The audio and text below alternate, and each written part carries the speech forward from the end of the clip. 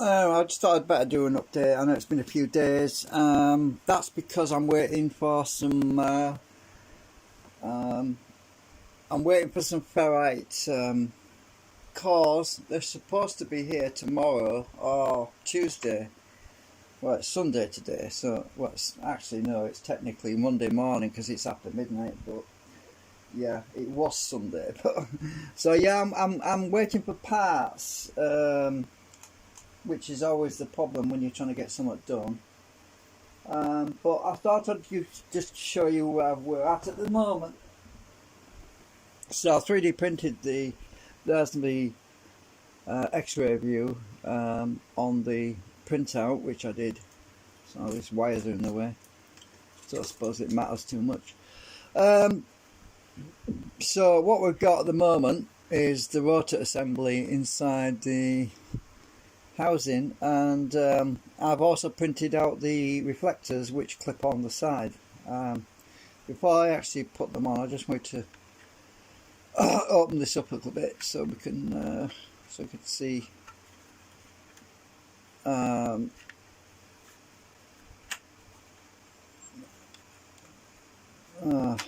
on, it's the design I've done is quite easy to get apart, which is good thing because I don't like things that are awkward to.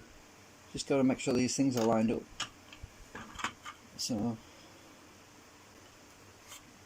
come on, you bugger. Right, so there's what I've actually done is I'll take this rotor assembly out a minute.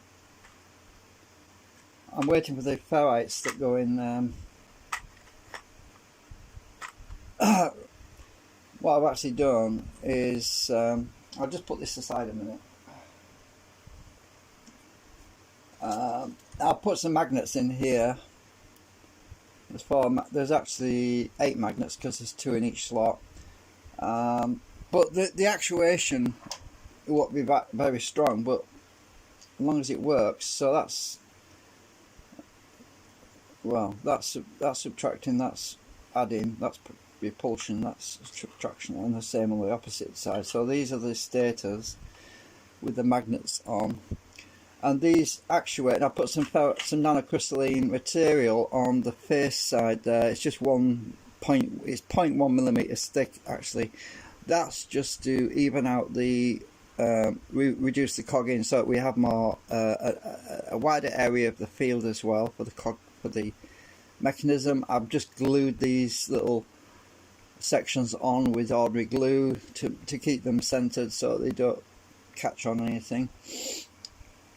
And the stator is made out of 2 halves which are stuck together, and now the rotor, is 2 sections stuck together.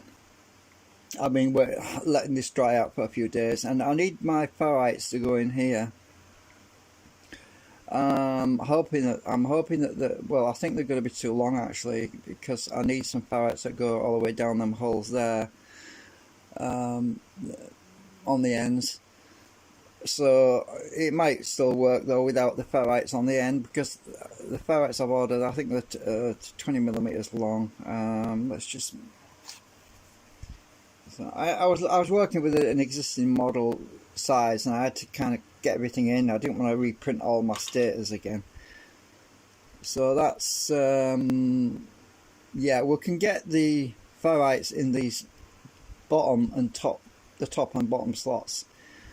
I'll find something that I can stick in the ends if I need to do, but it might not be necessary. We'll see, because the whole point really is a magnetic switching behavior of the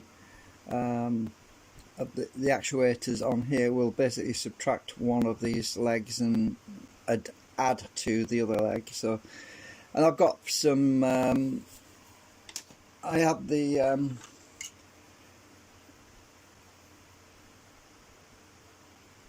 these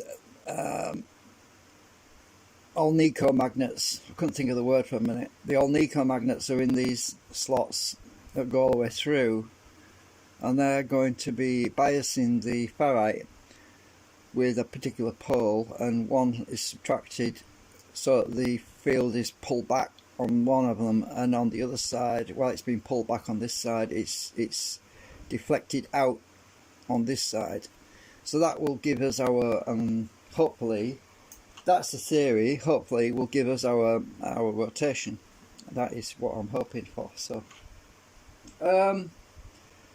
so the other part, well, obviously the rotation will be against the deflectors which go on the outside, which I've got to put this back in here a minute so I can show you what I mean. So let's get that in there. Use out the way because it won't go down if they're in the way. Put that in.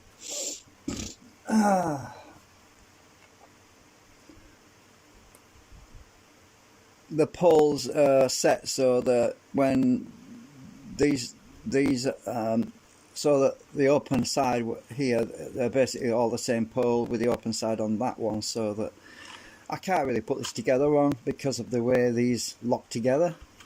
So I can't really get anything in the wrong place because of the way these key in.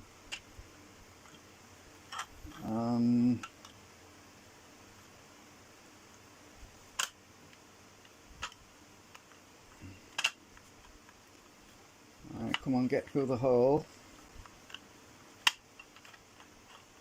Alright.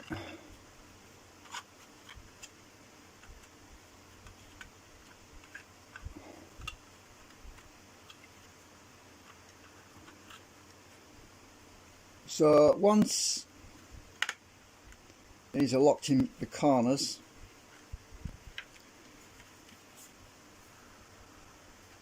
then the deflectors are going. These are the deflectors which will give me a relative point, because these have got to be coated in nanocrystalline. So what I have to do at some point, I'll just get a piece, is I get some nanocrystalline material, and I have a biasing magnet on the back here. So what I have to do is wrap some nanocrystalline around here like this, around here all the way, and around the back like that.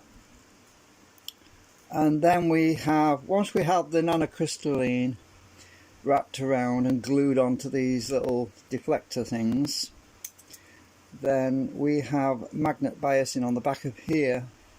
I haven't decided what magnets to use, but I could use something like that. I could just stick the magnets on the back so that we have a biased field on here. I'm not sure which is which. That's pulling, so that must be. So there should be a field coming around here somewhere. I'm not sure if I've got this right way around. Oops. It's obviously spread out over a wide area. So take that off a minute. So yeah, that's going to bias. So the field will be biased around this nanocrystalline. And I could put the magnets, in theory, I could put them inside here as well, like that, if I want to do. That's why I've made them hollow. So I could bias them with magnets on the inside, and all of this has to be one pole. So it has to be the opposite pole. For example, I'll just take the nanocrystalline off because it's really kind of, it's not glued on right now, and I've been letting these dry out a bit. So let me just try and show you how that works. So these clip on to these legs, like so.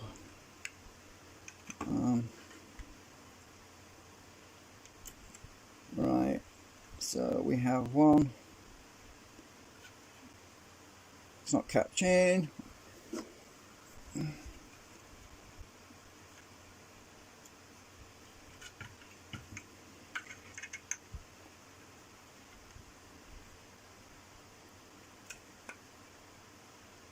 Get them in the middle. Two. Oh shit! I dropped one on the floor. Hang on a minute. Sorry, I'm knocking everything over it.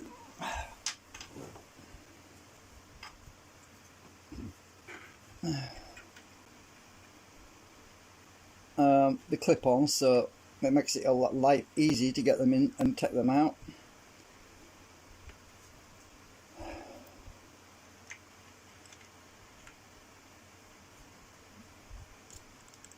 quite tight actually, so they don't easily move around once they're in position. Oh, one's touching. Which one's touching? I've knocked one. Oh, it's that one. So we can see how, obviously I've got to put the nanocrystalline on there, but they won't do a damn thing otherwise. But you can see how I've arranged this. It's the same as the X-ray photograph. Just let me wire, get out of the way. So yeah, you can see the idea. So what we have is, we have south, the magnets are actually at the back there, they're biasing. So when one of these segments is the rotor part is coming around, what we have to do is have this segment biased with south, so that it's pushing against that one. So the rotor, which is moving here, is basically pushing against this south on here, and this will be north on this segment, this deflector, so it'll be attracted to that one. But once it gets to the middle there, once this part gets right to the center, right there, it's in the null position because it's in between south and north. And it's when it gets to that point, when it gets to the middle point here, this rotor part changes polarity, it becomes north, so it's actually now deflecting against this one, which is also north. So it deflected against that one, is now attracted to the south, which is over here, because this one's biased with south. So as it changes polarity, it will sorry, north, it's deflected against this one here because this is north, this one's south, so it's attracted to that one, and so on and so on. Anyway, you get the idea. It's a cascading effect, and that's the principle, that's the idea, which I'm going to test out and see if it works. But because the actual actuator side is balanced on the inside point, because it's pushing one pole and subtracting another pole, it doesn't actually have any cogging, as you can see. There's virtually no cogging there, but most of the, you see, the internal part is balanced, the external part is imbalanced, which means that we have propulsion, because if the internal structure where the magnets are in this center are in a balanced state of equal push and pull, it's not going to cog, right? There's a little bit there, but not much. But we'll have most propulsion on the outside because the outside is imbalanced, the inside is balanced. So the inside is not going to be exerting drag, but the external part will exert some momentum.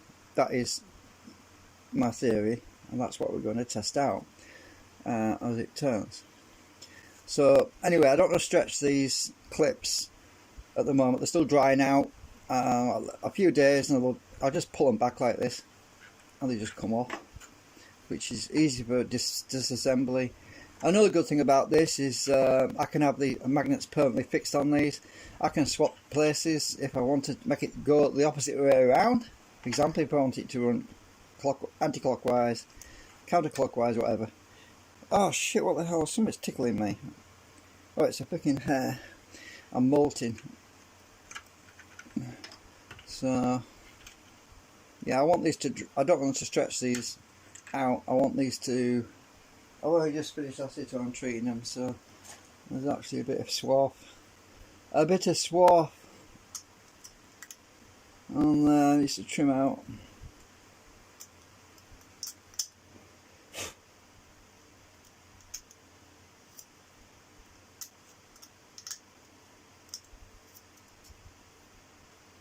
Yeah, I like to try and do an update at least once a fortnight, at least once at the weekend, if anything. But I mean, this is, I figured I might as well do one because these have been done.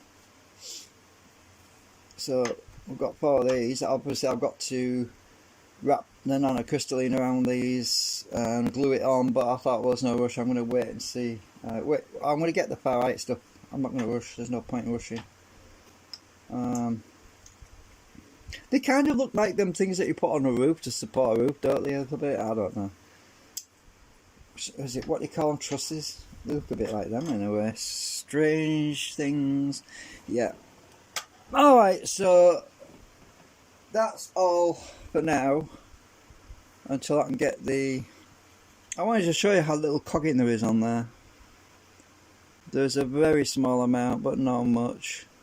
I mean, we're talking about... I mean, I can blow that with my... If I blow on it, actually get in the right position. You can see how little cogging there is there. I can just blow on it. Yeah, so it's very, very weak cogging. There's a tiny amount, but I expect it to have some. As long as we get most of our actuation and field, that's the most important part, is that the cores that are in the ferrite cores, one core's in here, in this one going to the back, and one core's in this one going to the back, and one will be biased with a positive field coming out, and the other one will basically be null because it be subtracted. So one will have no effect at all, the other one will be basically a south field coming out, and the other one will be a north field coming out, depending on which position if it's in that position or that position, they'll alternate. So in that position, say this one's biased on, and when it turns to that one, the bottom one's biased on, so they alternate, you see, between the two as it's going around. Okay, so fingers crossed.